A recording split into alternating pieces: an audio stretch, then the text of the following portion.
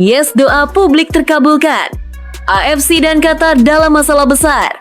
Kini Federasi Uni Emirat Arab kirim surat peringatan keras begini soal tuan rumah ronde 4. Kira-kira apa ya isinya? Ini jelas yang ditunggu-tunggu publik. Tepat tadi malam, Erick Thohir langsung ambil langkah keras usai Indonesia disikat Jepang 6-0. Yang panggil Shin Tae-yong kembali jadi pelatih kepala dan Patrick Kluivert diubah tugasnya untuk cari pemain keturunan barukah. Yuk, saksikan video ini sampai selesai. Jangan lupa klik subscribe supaya dapatkan berita terbaru dari kami. Uni Emirat Arab ikuti jejak Irak protes penunjukan tuan rumah putaran keempat kualifikasi Piala Dunia 2026. Drama penunjukan tuan rumah putaran keempat kualifikasi Piala Dunia 2026 semakin memanas.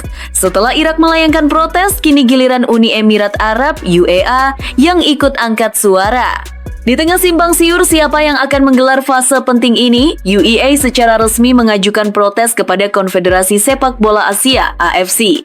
Meski AFC belum mengumumkan secara resmi negara tuan rumah, banyak spekulasi menyebutkan Qatar dan Arab Saudi sebagai kandidat kuat. Tak tinggal diam, UEA mendesak agar AFC bersikap transparan. Dalam pernyataan resminya yang diunggah di laman Instagram, mereka menegaskan akan menyurati FIFA dan AFC untuk memastikan proses penunjukan tuan rumah berjalan sesuai aturan. Asosiasi Sepak Bola UEA meminta FIFA dan AFC untuk bersikap netral dalam memilih negara tuan rumah untuk pertandingan Playoff Asia yang menentukan kelolosan ke Piala Dunia 2026 yang dijadwalkan akan digelar pada bulan Oktober tahun ini, bunyi pernyataan resmi mereka. Tak hanya itu, UEA juga menyoroti pentingnya keadilan dan keterbukaan dalam proses pemilihan. Permintaan ini disampaikan melalui surat resmi yang dikirim oleh Asosiasi Sepak Bola UEA kepada FIFA dan AFC yang menekankan pentingnya keadilan dan transparansi dalam proses pemilihan dan bahwa keputusan harus sesuai dengan peraturan dan regulasi yang menjamin hak semua tim nasional yang berpartisipasi dalam babak playoff Asia tambahnya. Menariknya, UEA tak hanya memprotes mereka juga mengajukan diri sebagai tuan rumah. UEA menilai diri mereka pantas mendapat kesempatan itu karena tampil sebagai tim terbaik di antara 6 kontestan putaran keempat. Berdasarkan regulasi AFC, tuan rumah babak ini seharusnya merupakan 2 tim dengan performa terbaik selama putaran ketiga. UEA merasa memenuhi kriteria tersebut. Asosiasi Sepak Bola UEA juga secara resmi mengajukan permohonan untuk menjadi tuan rumah salah satu grup sesuai dengan tenggat waktu yang telah ditentukan oleh AFC, tulis mereka. Mereka menekankan bahwa UEA memiliki kemampuan besar dalam menyelenggarakan turnamen dan acara olahraga internasional dengan standar global dan reputasi yang baik. UEA juga tak lupa mengingatkan performa cemerlang mereka. Perlu dicatat bahwa tim nasional UEA adalah tim terbaik di antara semua tim peringkat ketiga yang lolos ke babak playoff Asia setelah mengumpulkan 15 poin dalam grupnya, tegas pernyataan tersebut. Sebelumnya, Irak melalui Federasi Sepak Bolanya IFA telah lebih dulu menyampaikan protes serupa. Hari ini, Asosiasi Sepak Bola Irak mengirimkan surat resmi kepada FIFA dan AFC. Demikian pernyataan mereka. Menyerukan transparansi penuh dan keadilan dalam proses pemilihan negara tuan rumah untuk putaran keempat kualifikasi Asia Piala Dunia 2026. Irak pun menyatakan siap menjadi tuan rumah salah satu grup dan menegaskan kesiapannya secara organisasi, keamanan hingga keuangan semua didukung langsung oleh pemerintah Irak. IFA telah menegaskan kesiapan penuh untuk mengambil semua kewajiban organisasi, keamanan, dan keuangan yang terkait menjadi tuan rumah dengan dukungan langsung dari pemerintah Irak serta lembaga terkait. Mereka juga menyambut dukungan dari negara-negara lain, termasuk Indonesia. IFA juga memuji seruan yang dibuat oleh sejumlah federasi nasional lainnya, termasuk Indonesia, tutup pernyataan itu. Apa pendapatmu tentang sikap UEA? Tulis di kolom komentar.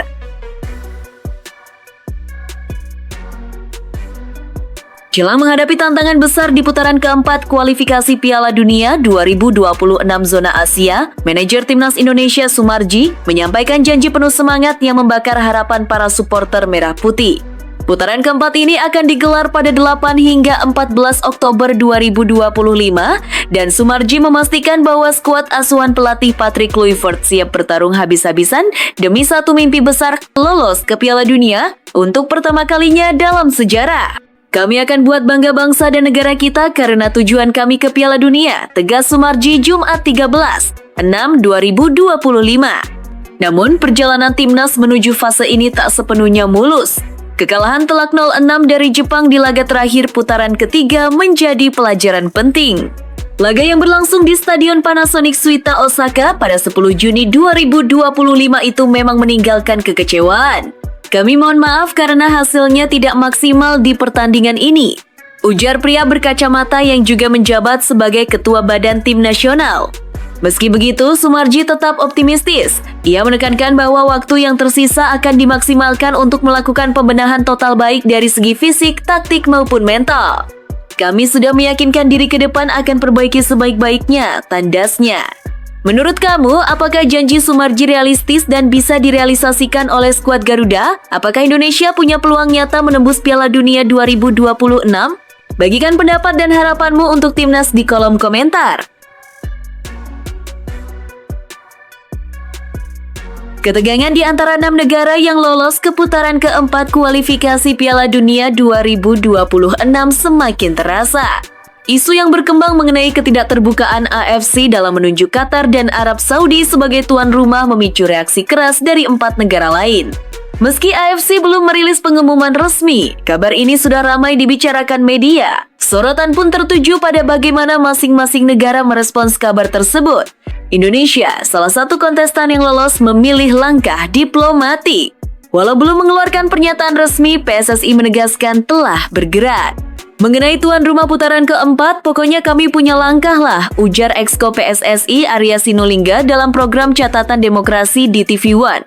Berikutnya kami akan berjuang supaya berhasil dalam proses bidding tersebut.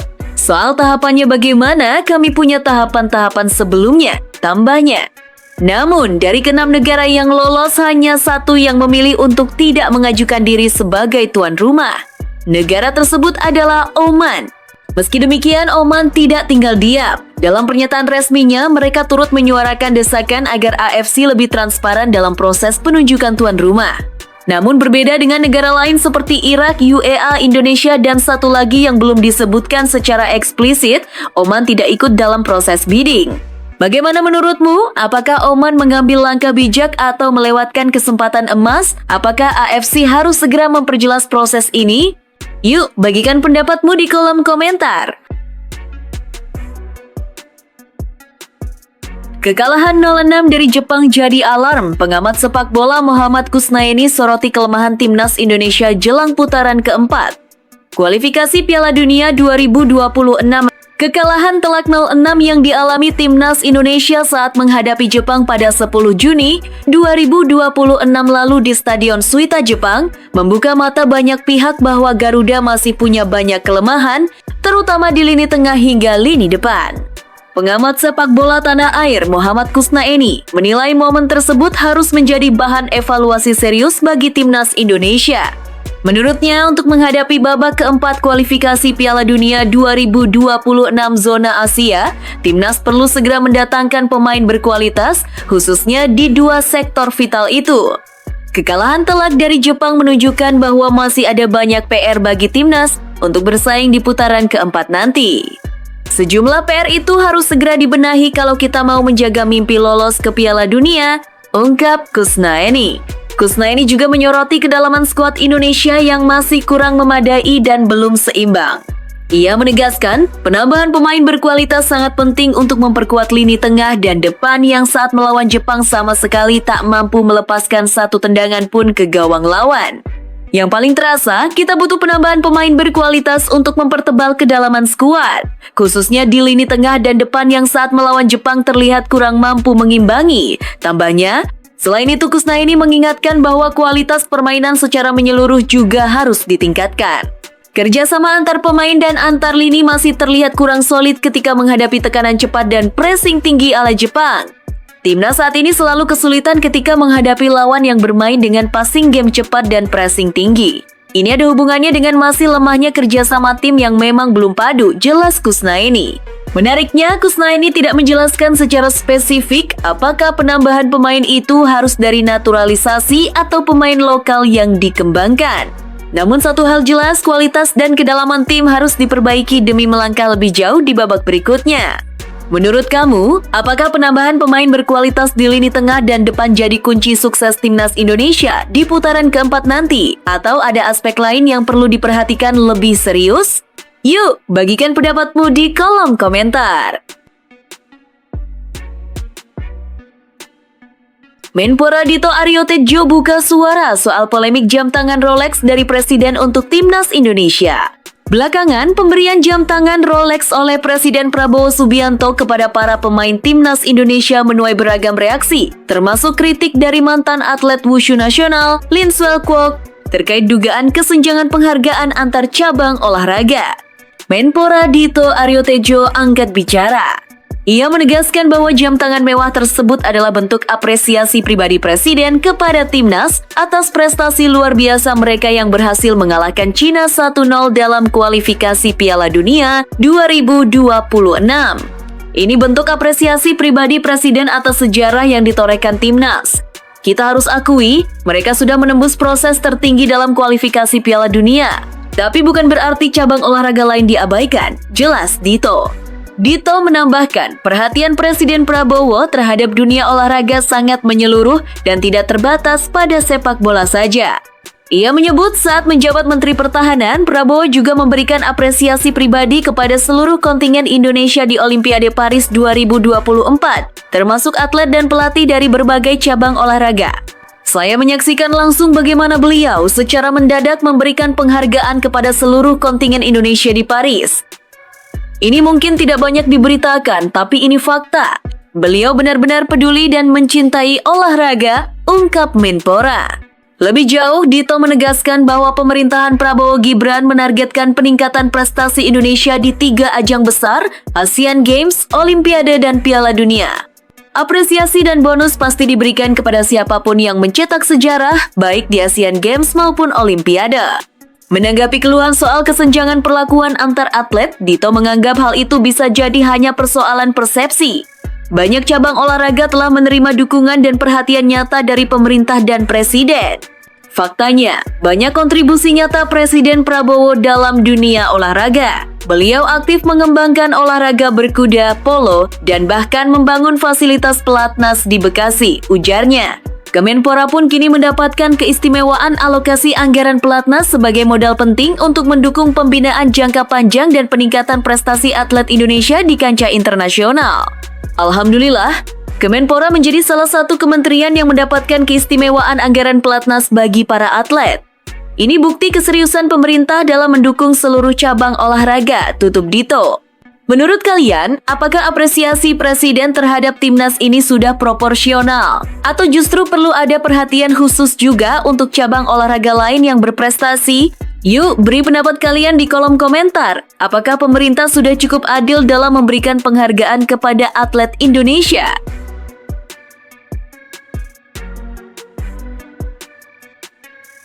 Tiga pemain keturunan Indonesia tampil membela Belanda U21 di Euro U21 2025. Segera diproses naturalisasinya kah? Di ajang Euro U21 2025 yang berlangsung di Slovakia 11-28 Juni 2025, tiga pemain keturunan Indonesia kembali unjuk gigi membela Belanda U21. Pada laga perdana grup D melawan Finlandia Jumat 13, 6 dini hari WIB, anak asuh Michael Reiziger itu hanya mampu bermain imbang 2-2. Dua gol Belanda dicetak oleh Luciano Valente dan Ernest Poku, sementara Finlandia membalas lewat Kasper Terho dan Topi Keskinen. Menariknya, Michael Reiziger menurunkan tiga pemain keturunan Indonesia sejak menit awal. Di lini depan, winger kiri Milian Menhoef yang memiliki bandrol sekitar 60 miliar dipercaya bermain sejak awal. Ia tampil bersama Noah Ohio dan Ruben van Bommel. Di lini tengah, bintang keturunan Indonesia dengan nilai pasar fantastis Rp 486 miliar Ian Maatsen jadi jenderal lapangan bekerja sama dengan pemain Ajax, Kenneth Taylor dan Yuri Regier. Sementara di lini belakang, Ryan Flamingo nilai pasar sekitar 208 miliar dipasangkan dengan Jorel Hato sebagai duet utama di jantung pertahanan.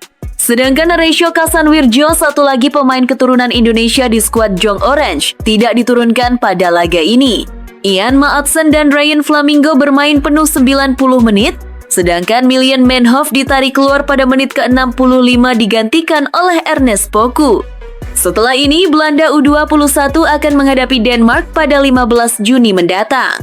Sorotan khusus untuk Ryan Flamingo, pemain keturunan Indonesia yang ramai dibicarakan. Sebelum Euro U21, Ryan Flamingo sempat menjadi perhatian publik Indonesia karena isu naturalisasi yang mengisyaratkan ia bisa membela tim merah putih.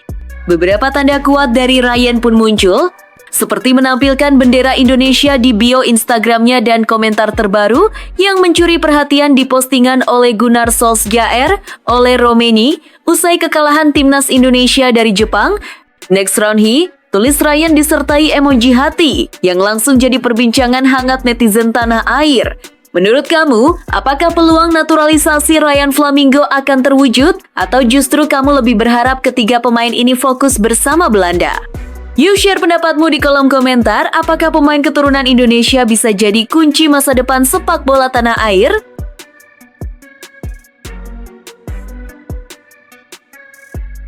Putaran ketiga kualifikasi Piala Dunia 2026 menjadi babak penuh dinamika bagi timnas Indonesia yang dijalani dengan dua pelatih berbeda, Shin Tae-yong dan Patrick Kluivert.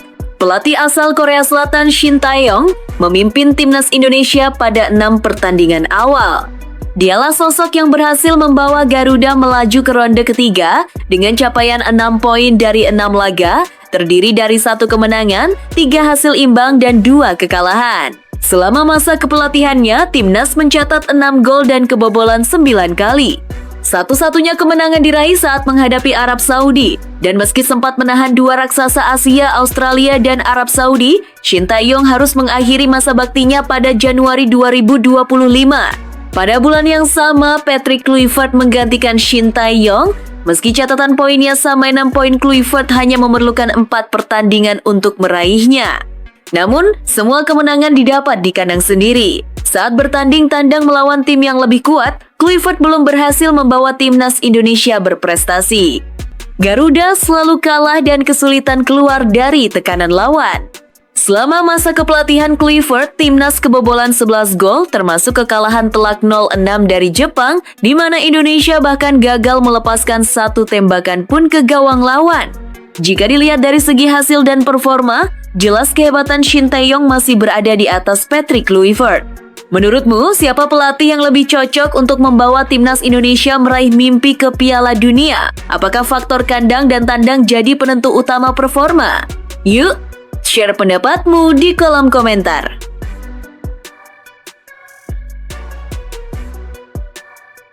Fans timnas Indonesia disindir supporter Malaysia gara-gara isu pemain naturalisasi Harimau Malaya. Gara-gara sikap fans timnas Indonesia yang dianggap terlalu ikut campur soal pemain naturalisasi timnas Malaysia, supporter Harimau Malaya baru-baru ini melayangkan sindiran pedas. Awal masalah ini bermula dari pengumuman Federasi Sepak Bola Malaysia, FAM, yang menyatakan bahwa timnas Malaysia kedatangan 5 pemain keturunan baru. Kelima pemain itu adalah Facundo Garces, Imanol Macuca, John Irazabal, Joao Figueiredo, dan Rodrigo Holgado. Namun, kabar kedatangan mereka memicu reaksi dari fans Indonesia yang meragukan keaslian darah Malaysia para pemain tersebut. Bahkan, ada yang sampai meminta FIFA dan AFC untuk mengecek dokumen naturalisasi mereka secara lebih ketat. Dalam pengumuman resminya, FAM menulis, Facundo Garces, Imanol Macuca, John Irazabal, Joao Figueiredo, dan Rodrigo Holgado akan melakoni debut bersama skuad Harimau Malaya yang diasuh Peter Klamovski pada laga kedua Grup F, babak kualifikasi final Piala Asia 2027 Arab Saudi. Sindiran datang dari supporter Malaysia yang merasa jengkel dengan sikap fans Indonesia. Mereka bahkan menyindir bahwa izin FIFA untuk memainkan kelima pemain itu seolah harus melalui persetujuan fans Indonesia dulu. Pertama sekali, Alhamdulillah terima kasih kepada Indonesia sudah terima pemain-pemain keturunan kami, kata salah satu supporter Malaysia dalam video yang beredar. Dikutip dari akun @pakbel40 2. Sebab mereka Indonesia harus setuju dulu baru FIFA boleh mengizinkan Malaysia naturalisasi pemain keturunan. Lanjutnya sambil tertawa mengejek. Tak heran jika fans timnas Indonesia dibuat kesal melihat tim Malaysia yang kini diperkuat 5 pemain naturalisasi itu sukses besar.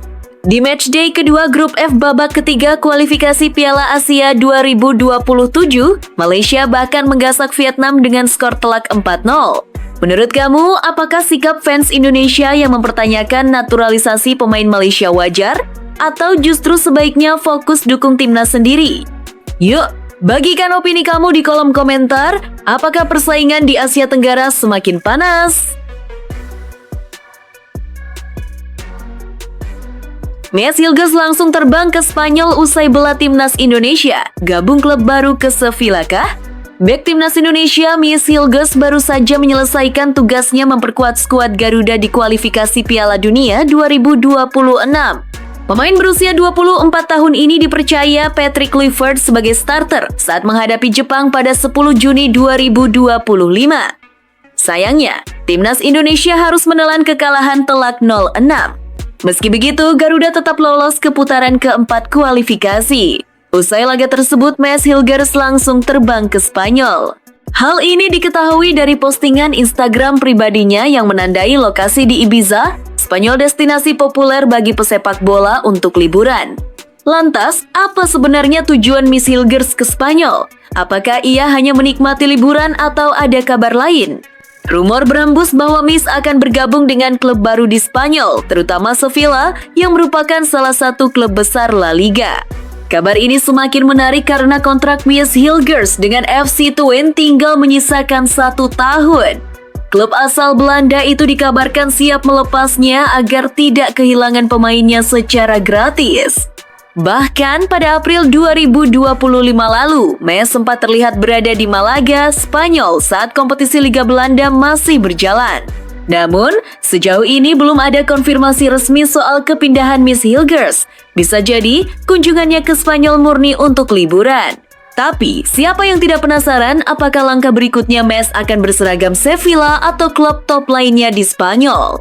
Menurut kalian, apakah Mes Hilgers layak bermain di klub besar seperti Sevilla? Atau sebaiknya ia tetap bertahan di FC Twente dan terus mengasah kemampuan di Liga Belanda? Tulis pendapat kalian di kolom komentar ya. Kita tunggu kabar resmi selanjutnya dari pemain muda berbakat ini.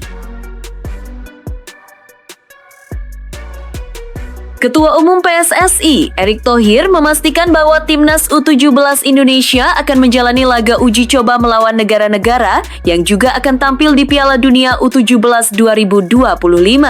Ini tentu jadi kabar menggembirakan bagi para penggemar sepak bola tanah air yang menaruh harapan besar pada Garuda Muda. Seperti yang sudah diketahui, timnas U17 Indonesia akan berada di grup H bersama Brasil, Honduras, dan Zambia di Piala Dunia U17 2025 yang digelar di Qatar pada 3-27 November 2025. Menariknya, jumlah peserta turnamen ini naik 2 kali lipat dibanding edisi sebelumnya di Indonesia pada 2023, membuka peluang lebih besar untuk menunjukkan kemampuan. Untuk itu, tim pelatih dan manajemen timnas U17 Indonesia telah menyiapkan persiapan panjang dan matang. Erick Thohir menyampaikan dalam unggahan terbarunya soal rencana tersebut. Bertemu dengan manajer timnas U17 Indonesia, Pak Ahmed Zaki, dan Coach Nova Arianto terkait persiapan timnas U17 Indonesia yang akan berjuang di Piala Dunia U17 Qatar pada November 2025, ujarnya. Meski begitu, Erick Thohir belum mengungkap secara detail negara mana saja yang akan menjadi lawan uji coba. Namun dia menegaskan, dalam 5 bulan ke depan, timnas U17 Indonesia akan melakukan sejumlah pemusatan latihan di dalam maupun luar negeri. Ditambah lagi, termasuk rencana laga uji coba melawan negara yang akan tampil di Piala Dunia U17. Tujuan semua ini sangat jelas. Persiapan ini dilakukan demi Garuda Muda bisa memberikan yang terbaik untuk Indonesia di panggung dunia, tambah Erick. Tak hanya itu, pelatih Nova Arianto juga membagikan kabar menarik. Dalam pertemuan itu, mereka tidak hanya membahas soal Piala Dunia U17 2025, tetapi juga generasi berikutnya. Pasalnya, Piala Asia U17 berikutnya akan digelar pada Mei 2026. Nova Arianto dan manajer Zaki berdiskusi tentang langkah persiapan agar timnas U17 Indonesia bisa terus bersaing di ajang Piala Asia U17 mendatang. Termasuk membahas rencana PSSI untuk mempersiapkan generasi selanjutnya bagi timnas U17, yakni pemain kelahiran 2009 sebagai persiapan menuju Piala Asia U17 di bulan Mei 2026, tulis Nova Arianto di akun Instagramnya. Bagaimana menurut kalian? Apakah persiapan panjang dan laga uji coba ini cukup untuk membawa timnas U17 Indonesia berprestasi di Piala Dunia dan Piala Asia? Yuk, bagikan pendapat kalian di kolom komentar.